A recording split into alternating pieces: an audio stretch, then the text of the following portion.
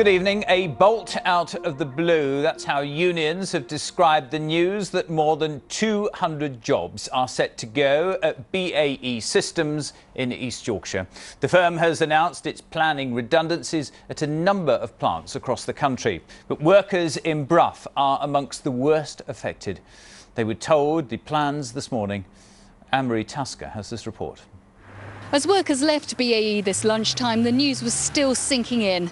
The threat of 212 job losses, almost a seventh of the total workforce at the site in Brough. For most, it came as a total shock. Bigger belief, really. Over 200 people on top of what we had before. We don't know where. It just seems to have come as a flash out of the blue, because we've been given no indication that anything like this was going to happen at all. BAE says a lack of orders for the Hawk jet built here is behind the announcement, along with the impact still being felt from last year's government defence review. But many of the site's older workers have already taken redundancy, so unions fear younger workers will be hit hard this time. I believed at the size we'd reduced to at the last redundancy, we had a good future. So these people, if they do come out of work, they've got massive debts, young families to look after. It's a great worry. It's a terrible time for everybody on the site, really. As workers left the site today, many felt they'd been here before.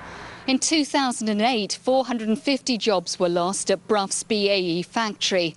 Last year, 1,100 jobs were lost nationally at the company, though that time Brough escaped redundancies.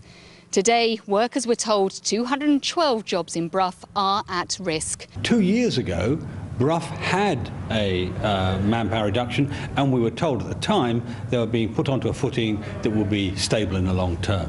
That's clearly not the case. David Davis and myself, shoulder to shoulder, cross-party, we believe the problem here is with BAE first. This actually today seems all about what they can do themselves in BAE without government help to ensure that they carry out the transition agreement that they signed up to.